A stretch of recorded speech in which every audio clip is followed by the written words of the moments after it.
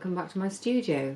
This is Emma. For those of you who perhaps are new to my channel, thank you for being here. Thank you to everybody for being here. It's really great. I'm really enjoying the process of doing these films, and I'm loving that I'm getting some feedback. And what I do is I'm a textile artist and I work here in Cumbria in the UK. So hello to you from all around the world. Those of you who are around the world in other places. It's amazing, isn't it? The internet, it's just incredible. You know, I can remember when email first came in and what an incredible thing that seemed, and now we can talk to each other face to face almost, we're right across the globe, and it's just so fantastic. It really connects people. So this afternoon I was thinking about what to do and what to show you. I don't know about where you are, but autumn is coming. Autumn is definitely here, and I've been going along the village. I just live in a little village, and I've just been going along the village and collecting all these gorgeous leaves, and I'm just loving them. I love it. Don't you love the crunch of autumn leaves? I don't know what I'm going to do with them. I just collect them, and some of them I've actually pressed. So maybe I'll stick them in my seed head sketchbook. I'm not sure. What I did really like was I had a really big one. I don't know where it's gone. Let's see if I can find it. I put things in funny places, you know, in here, and then they just disappear. These leaves particularly, I think they're just a dock leaf, but they've got these fantastic patterns on them and little holes in them. I think they would make a wonderful piece of textile art if you were to sort of try and incorporate that as an idea into your making. They're very lacy. I don't know if you can see that, but they're really lacy and very beautiful, and always lovely shapes. So anyway, I'm just celebrating autumn today. It's rained all day till about, oh, I don't know, about 3 o'clock or something this afternoon, 2 o'clock. And so I had to go and let the donkeys out, because our donkeys need to be outside when it's nice and fine. And bless them, they've plodged across the fields. It's pretty wet out there. So I'm just in here rounding off my Friday afternoon. It's been a busy week. I've had all sorts of nice things going on. And I just kind of wanted to talk a little bit about what I do with sampling, because I talked about sampling for my sketchbook in the last couple of videos that I've done, and how useful it is if you're not quite sure what you want to do, or if you want to build up, it's kind of like building up a dictionary of words, only you're actually building up a dictionary of fabrics and samples. And so I keep all my scraps, every little thing I've ever made. Really, I keep everything, as you know. Those of you who've been following me for a while, you know that I don't throw anything away. Everything gets recycled, even the tiny scraps. And so I do sampling for the projects that I do, because I find it useful if I don't know what to do. For example, if you don't know how something is going to look, I always cut myself a little bit of the fabrics that I'm going to be using, say in a bigger piece, and then I'll do a little bit of stitching onto them, or I'll put the fabrics on, embellish them or not embellish them using my needle felting machine, and do some stitching. It's a way of checking out what colours you want to use, what looks good with what pleases your eye, as I always say. And I think it's really helpful, because then you're not going to feel you're going to ruin a bigger piece. So when you've laid all your lovely stuff out and you're wondering exactly how to do it, if you just do yourself a little sample, I'm just trying to see, there's one here, to see sort of how your stitching is going to go. This is a funny little one here, but again, it's a little sample, and it could go to be a big part of a bigger piece. You can see the stitching I've done on the back there. So you could be looking at exactly how you're going to outline things, how you're going to stitch the different coloured pieces down, what sort of marks you're going to make when you're embroidering into it. It's just a really valuable thing to do.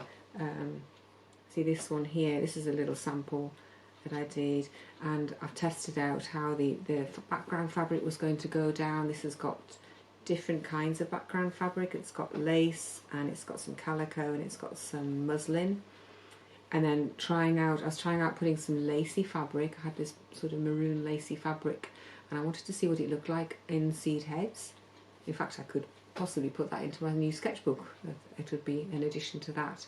And exactly how I wanted to stitch the leaves, how big I wanted them to be, how wide I wanted them to be, how you're going to stitch your stalks. Are you going to do zigzag? Are you not going to do zigzag? Are you going to put some I don't know, some yarn or something down underneath them and zigzag that down. All of these, it's like asking yourself questions. You're saying, how am I going to do this? How am I going to do this? What's it going to look like? And if I do a sample, that will help me. So it could be looking at your colour combination. So that's a really colourful sample, and it's got some fairly wacky colours going on there. And again, I've been looking at the stitching, the scribbling, what sort of shapes I'm going to be doing, whether I'm doing little loopy things like that or more sort of random like that. It all feeds your final piece that you're going to be making. And as I say, I think it helps keep you be a bit relaxed about things, because you're not thinking, I'm going to spoil the big piece. I remember years ago I used to make waistcoats. I used to do silk dyed waistcoats, so I would make these beautiful fronts out of silk, and I used to put dye on and salt. You remember doing salt dye, where it makes beautiful patterns, and I'd make these beautiful waistcoats up, and the last thing I'd do would be a buttonhole. And if I didn't get the buttonhole spot on, that could ruin the whole waistcoat. So I feel as though sampling is a bit like that. It avoids ruining your whole waistcoat. If you want to do a bit of sampling, see how you're going to put it all together. And then actually what you can do is you can keep them all in a box like this. Obviously I've got a lot because I've got several thousand bits of samples here that I've done down the years, each project that I've done. Or if it's also a good way actually of, if you've got some sort of ideas or wacky ideas going on in your head and you just don't know what it's going to look like, I find I can't always imagine how it's going to be. I like to see it in the flesh. This lot actually is very useful when I teach workshops face to face, or if I'm going to do a demonstration or a talk somewhere. These are really useful because I like to allow people to handle them, because I think textiles really need to be handled, and it's nice for people can just if I'm doing it in studios, for example, I would put a basket like this out and then people can just have a rummage, because often with textiles I think there's a lot of please don't touch, these are very delicate, and yes, absolutely fine, once my piece is done I don't want people handling it and touching it, but I'm quite happy for them to look at this and see how it's been done, and I'm quite happy for them to ask me questions about how I did it, and if I can remember how I did it, that's always a bonus, and I can actually tell them how I did it. So as I say, there's all sorts in there, so that's one way to sort of keep them. You can just keep them loose, and when you're stuck, when you don't quite know what to do, just get these out. It's a bit like getting out your stash of fabric, getting out a box of fabric, which I've shown you in some earlier videos, is what I often do. I just start off with a box of fabrics, and I'll see where that's going to take me. This is a nice one that I think I've done trying out for a seascape, and again you can see all the stitching on the back, how I've sewn everything down. This is a sort of a sea one again, but a completely different colourway, and I've used on the back of here, I've used stitch and tear. So some of these have got old blankets on the back, some of them have got like curtain interlining, and all sorts of different things going on. So that one's got curtain interlining or bump or whatever you call it on the back. So it's kind of horses for courses, and I think it's a very useful thing to have. Even on a rainy day like this morning, you can cheer yourself up just by rummaging through these and having a play with them.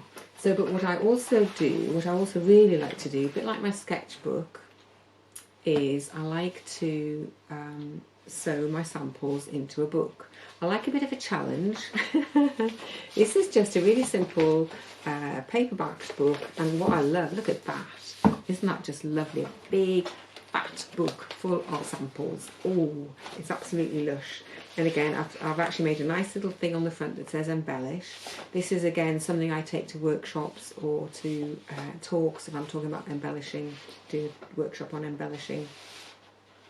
And I've also written in, sorry it's so fat I can hardly get a grasp on it, also I've written in here how I've made this sample. So it says layers and overlays of lace and organza, destroying the surfaces, creating a new fabric to stitch into, inspired by rusty surfaces, interpreted in a bolder, more vibrant palette. So that's quite a bright rusty colour. And you might write down what you like about it, or if you don't like it you can say, well, I didn't like doing this way, and then maybe that one that you don't like will lead you to making one that you do like, because I think every sample that you make can also get you going. As I say, if you're feeling stuck, you just get your fabrics out, start sampling. It doesn't have to be an actual piece, but you can just start sampling, and that can just trigger you up, trigger you off, trigger you, whatever, get you going. And you know, it'll get you out of a rut maybe, or a bit of a place where you don't quite know what you're doing. So this book is full of lovely samples, and as I say, bits of writing saying how I've done them, lots of different colours, lots of different textures, and it's so useful. Even if I never actually do it again quite like this, I can look at it and go, oh, that's the sort of thing I kind of would like to do. You know, what's the recipe down here? How did I do that? Sometimes, have I done it with some of these? I don't know. Sometimes I sew them in. Oh, yeah, here we go. Sometimes I sew them in so that you can actually flip them up and look at the back, so you can see exactly how I did them. So those three are flip up ones, and these ones over here as well, so that you can see the different layers that I've put together, and all the different colourways and the different textures and sparkly yarns. I think this is particularly exciting, this one, because it is my embellishing sample book, and I think that makes it quite exciting. I really enjoy making a sample and then I sew it in here, and I have to tell you, it's quite a challenge to actually when you've got a book this big, to stuff that under your sewing machine and free machine around it. Sometimes what I do is, I think I've cheated here, I've actually stitched them onto a separate piece of paper. Can you see the edge of that there? I've actually stitched them onto a separate piece of paper and then glued that in the book. So sometimes I do it that way. I think for this one I've done quite a lot of that actually, because it is quite a tricky one to shove under my sewing machine. So I've got another little basket here. Look, lots of lovely colours going on here. A different shaped one. I think I was trying out, I don't know whether I was going to do a rosette for somebody who's going to be a winner. I was just trying out different shapes, so they don't have to be, you know, oblong or round. They could be round. You know, lots of different textures going on, lots of different colours. This one, I was trying to see if I could machine it so that this is like a bit of lovely bobbly wool, and I wanted to see if I could stitch round it and allow that to stick up like that to add some texture to the piece. So different layers, different fabrics. These need sewing in my little book, I think. They're just waiting to go in. And this is what I take to, I haven't got a raw one. Just a moment, I'll get you a raw one to look at. I've got these little books. I had these little books printed, and I take these to my workshops and give these out to people, and or if they come here they get one, and it says Stitch and Create on, because that's my workshop go-to. So these I had printed, and then when I took them to my last embellishing workshop, what I did was I printed out some little how-to ideas, and then every sample that they made as they went through the workshop day, they were able to then I suggested, at least anyway, that they might like to stitch. I haven't got my teeth in today, I don't think. Stitch them in to their little book, and then so at the end of the day they actually had a physical reminder of what they'd done, along with the bigger piece that they made, because they were doing like sampling in the morning. So this was somewhere to physically put their samples, so they don't just get lost in your house somewhere, and you keep them together, and then you can, you know, I think that's really nice to sit and think, oh, I made that, and look at that, isn't that lovely? I can just admire the textures of them, even as they are.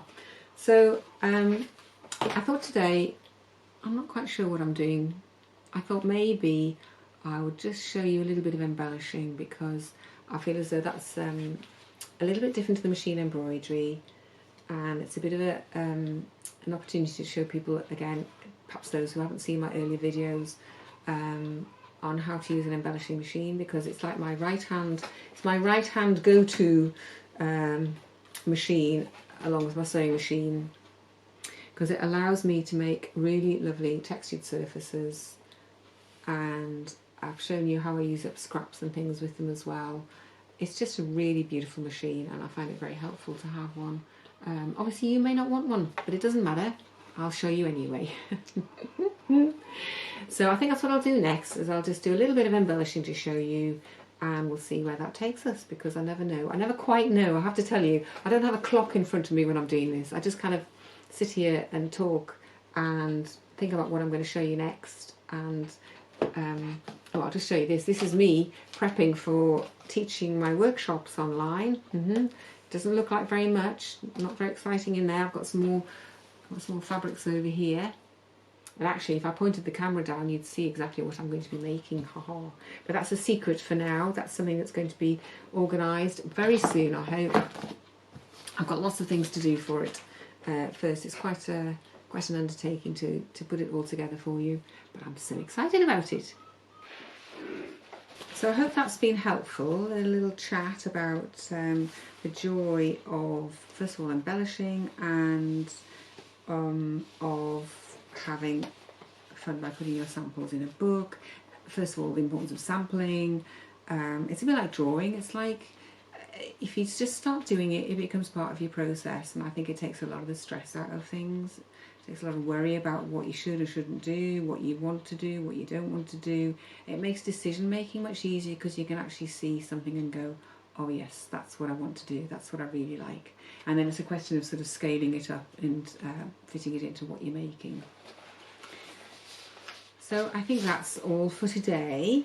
It's been lovely having you here again in my studio, a little bit of a chat on a Friday afternoon. I've been home alone today, so I tend to talk to myself all day anyway, so it's really lovely to have some company. I hope you'll have a lovely weekend. I know these won't be going out till Wednesday, but anyway, I always say that. I get my days all muddled up and I forget that I'm not going to be putting this up till Wednesday. So I'll see you again in my next video, and we'll see what that's going to be, because right now I don't know what it's going to be. I like to be spontaneous and start and see what happens. That's how I do my art, and that's kind of more or less how I'm doing my life now. I get up in the morning and I think, well, what shall I do today? What would benefit the world and what would benefit me today? And what would be easy to do? What would bring me joy? So I hope this has brought you some joy, and I'll see you again soon. Thank you so much for subscribing. Thank you for watching. Come and see me on Facebook and Instagram if you'd like to. I do post there quite regularly, and it's all just connecting with other people, isn't it? For a bit of fun. So bye for now.